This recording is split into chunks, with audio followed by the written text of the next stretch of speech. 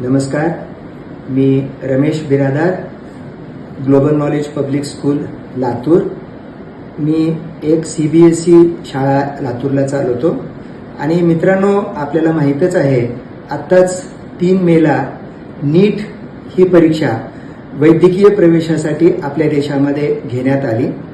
विविध माध्यमातून आपल्याला असं समजलं की नीटची परीक्षा होण्याच्या अगोदरच काही व्यक्तींच्या मार्फत या परीक्षेचे पेपर्स प्रश्न लीक झाले होते, म्हणून ही परीक्षा आपल्या NTAने रद्द केली आणि सगळीकडे खूप मोठं वादंग निर्माण झालं आणि वेगवेगळ्या स्तरावरून खूप निषेध व्यक्त केला आणि काही विद्यार्थ्यांनी नैराश्यापोटी आत्महत्या पण केल्या. अतिशय दुःखाची बाब आहे, अतिशय वाईट वाटतंय.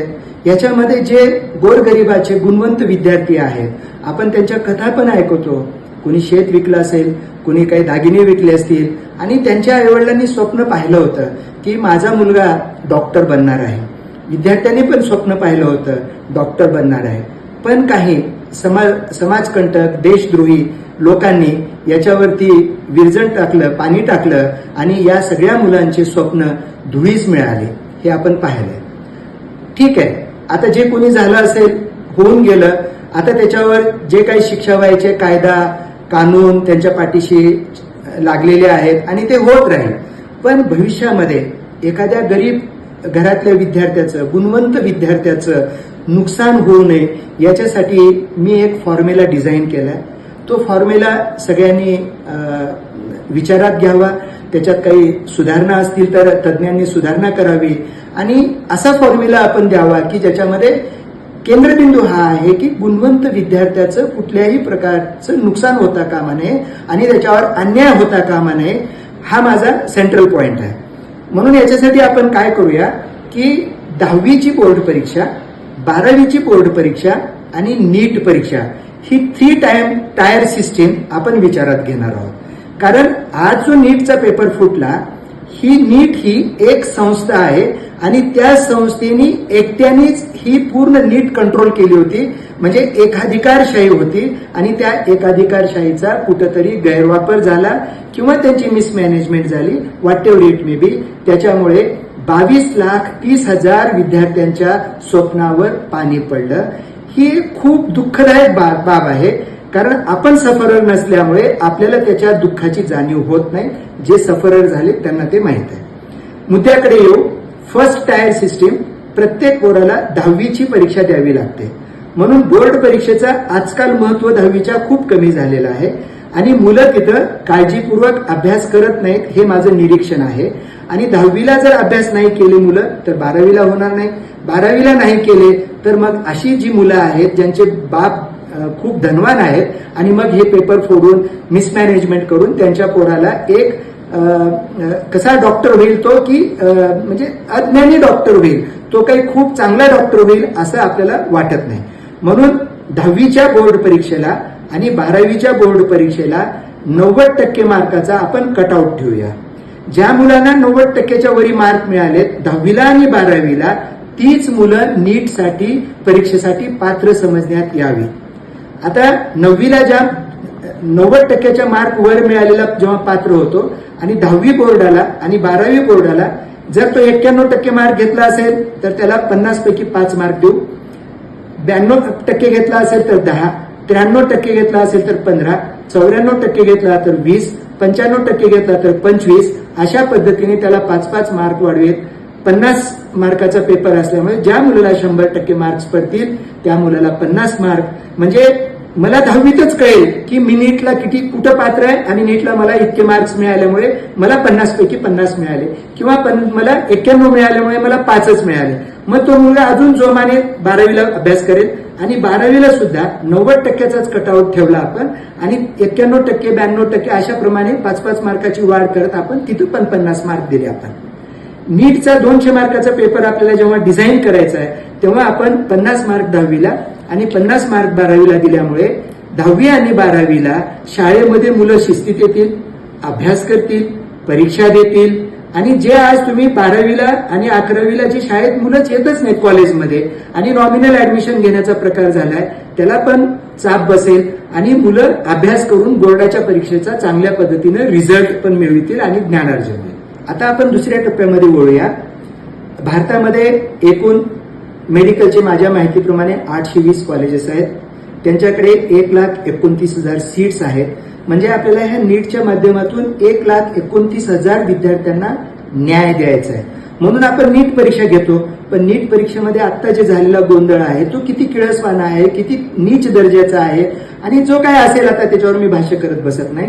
पण आता येऊ घातलेल्या पुढच्या परीक्षेमध्ये कुठल्याही परिस्थितीमध्ये एखाद्या गरीब किंवा होतकरू गुणवंत विद्यार्थ्याचं कुठेही नुकसान होणार नाही, त्याच्यावर अन्याय होणार नाही. हे एक भारतीय नागरिक म्हणून आणि भारतीय व्यवस्था म्हणून आपल्या सर्वांची हे सार्वजनिक जबाबदारी आहे आणि ही सार्वजनिक जबाबदारी आपण एनटीएवर टाकली होती. म्हणून मला आता एनटीएवर विश्वास नाही. म्हणून आपण नॅशनल टेस्टिंग एजन्सीला 50% मार्काचे म्हणजे 100 मार्काचीच परीक्षा घेण्यासाठी आपण इथं डिझाईन करतोय आणि 100 मार्कापैकी 50-50 मार्क आपण बोर्डाला दिले.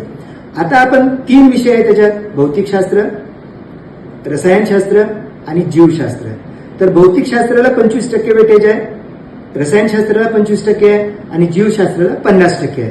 आपण ह्याला सिस्टीम पण मार्काची अशीच देऊ, 25, 25 आणि 50. आता हे नीट जे एक्झाम घेणार आहे आणि ह्याच्यात जो पेपर फुटी होते किंवा पेपर लिकेज होतो किंवा मार्क्स तपासण्यामध्ये गोंधळ होतो, ह्या सगळ्या सिस्टीमला आपल्याला बाजूला ठेवून न्याय देता येतो.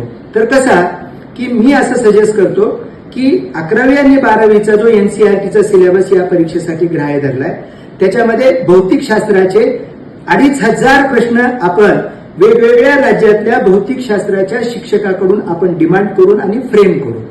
रसायनशास्त्राचे सुद्धा वेगवेगळ्या राज्यातल्या तज्ज्ञाकडून आपण 2,500 प्रश्न डिझाईन करू. जीवशास्त्राचे पण आपण 5,000 प्रश्न डिझाईन करू. संपूर्ण सिलेबसवर 2,500, 2,500 आणि 5,000 10,000 प्रश्न आम्ही डिझाईन केले. हे 10,000 प्रश्न आम्ही विचारू. याच्या बाहेरचा प्रश्न आम्ही विचारणार नाही. कारण माझा असा अनुभव आहे, पहिल्या दिवशी जरी मुलांना आपण पेपर दिला तरी मुलं पुस्तक पाहून सुद्धा आउट ऑफ मार्क घेऊ शकत नाहीत. जर तो टॅलेंट असेल तर तो तेवढ्या विहित मर्यादेमध्ये 2 तासाच्या गुणवंत विद्यार्थी पैकीच्या पैकी मार्क पुस्तक न पाहता घेऊ शकतो. त्याच्यामुळे याच्यात काही फार वावगं होईल असं माझं मत नाही. म्हणून आता नीटला काय करायचं, 25 मार्क भौतिकशास्त्र, रसायनशास्त्र 25 मार्क आणि जीवशास्त्र 50 मार्क असं 100 मार्काची आपण संगणकीय पद्धतीनं परीक्षा घेणार आहोत. संगणकाला हे सगळे प्रश्न आपण फीड करणार आहोत आणि त्याला रॅन्डम पद्धतीनं प्रश्नपत्रिका मला उपलब्ध होणाऱ्या प्रश्न परीक्षा देत असताना मी जेव्हा पेपर द्यायला सुरुवात करेल 2 तासाचा कालावधी असावा, म्हणजे 160 मिनिटाचा. त्याला 25+25+50 असं 100 प्रश्न विचारले. एका प्रश्नाला 1 मिनिटाचा वेळ हा मला खूप संयुक्तिक वाटतो. 20 मिनिट अधिकचे दिले. 2 तास संपल्या कॉम्प्युटर हा तुमचा बंद होईल आणि तुमचे मार्क्स डिस्प्ले होतील. त्याच्यामुळे पेपर्समध्ये मार्क्स मिळविण्यासाठी जे काही अजून गोंधळ होणार आहे तो पण होणार नाही. 10वीचे तर मार्क आधीच दिलेत, 12वीचे मार्क्स दिलेत आणि इथं नीटचे मार्क झाले की मग डिक्लेअर होतील. 10वीला एवढे पडले होते 50 पैकी, 12वीला एवढे पडले होते आणि नीटला एवढे पडले. आता यामध्ये आता तुम्हाला संगणकाची उपलब्धता किती आहे त्याच्यावरून प्रश्नसंच फिक्स असल्यामुळे माझी परीक्षा तुम्ही दिवसातून केव्हाही घ्या. 1 तारखेला काही लोकांची घ्या, 2 तारखेला काही लोकांची घ्या, 3 तारखेला काही लोकांची घ्या, सकाळच्या टायमिंगमध्ये काही घ्या, दुपारच्या टायमिंगमध्ये घ्या, केव्हाही घ्या. कारण प्रश्नसंच हा आपला फिक्स आहे. आणि जर कॉम्प्युटरला कमांड अशी देता आली आपल्याला की रॅन्डमली मला कोणताही प्रश्न येत असताना जे प्रश्नसंचामध्ये आपण 10,000 प्रश्नसंचामध्ये जी लँग्वेज तिथं केलेली आहे त्याचं मिनिंग ठेवून त्याचं शब्दरचना इकडे तिकडे करून मिनिंग पेज ठेवून जर विचारता आलं तर अजून खूप छान होईल. कारण तिथं क्रिटिकल थिंकिंग मुलाची आपल्याला वापरता येईल आणि क्रिटिकल थिंकिंग ज्याच्याकडे आहे तो मुलगा त्या प्रश्नाचं उत्तर सहजपणे देईल. आणि जो रोट लर्निंगचा आहे किंवा कॉपी मास्टरचा ज्याला म्हणतो आपण तो मुलगा तिथं गोंधळून जाईल आणि त्याला ती प्रश्नसंच त्याला व्यवस्थित सोडता येणार नाही.